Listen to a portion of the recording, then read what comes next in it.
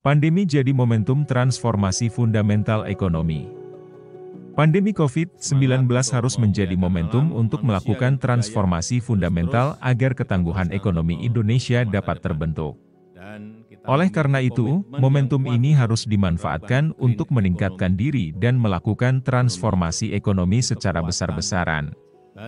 Hal tersebut disampaikan oleh Presiden Joko Widodo saat memberikan sambutan pada peluncuran peta jalan ekonomi Kerti Bali, yang diselenggarakan di Tree Mountain Bamboo Pavilion, Kura-Kura Bali, Kota Denpasar, Provinsi Bali, pada Jumat, 3 Desember 2021.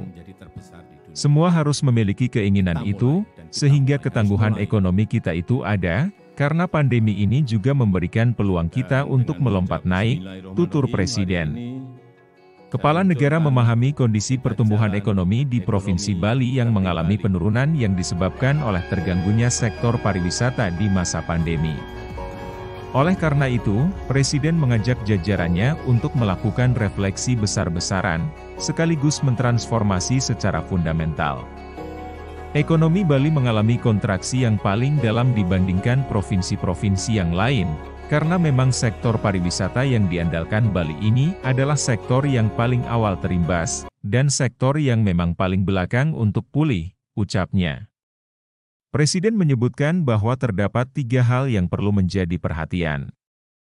Pertama, perlunya peningkatan diversifikasi ekonomi agar tidak bergantung hanya pada satu sektor. Di tengah sektor pariwisata yang mengalami pukulan yang sangat hebat, sektor pertanian justru mampu bertahan. Bahkan tumbuh positif dibandingkan dengan sektor-sektor yang lain. Detail seperti ini semua harus tahu dan apa yang harus kita lakukan kita semua harus mengerti, jelas Presiden. Kedua, paradigma dan tata kelola pariwisata harus memprioritaskan kesehatan dan keamanan. Presiden menuturkan bahwa perjalanan pariwisata di masa pandemi akan berubah total karena masyarakat akan mengutamakan kedua aspek tersebut. Wisatawan pasti akan menghindari kerumunan dan kontak erat yang terlalu sering. Karena apapun para wisatawan harus bisa diyakinkan bahwa kesenangan dalam berwisata itu mereka tetap terjamin, kesehatannya terjamin dan tidak tertular oleh virus, lanjut Kepala Negara.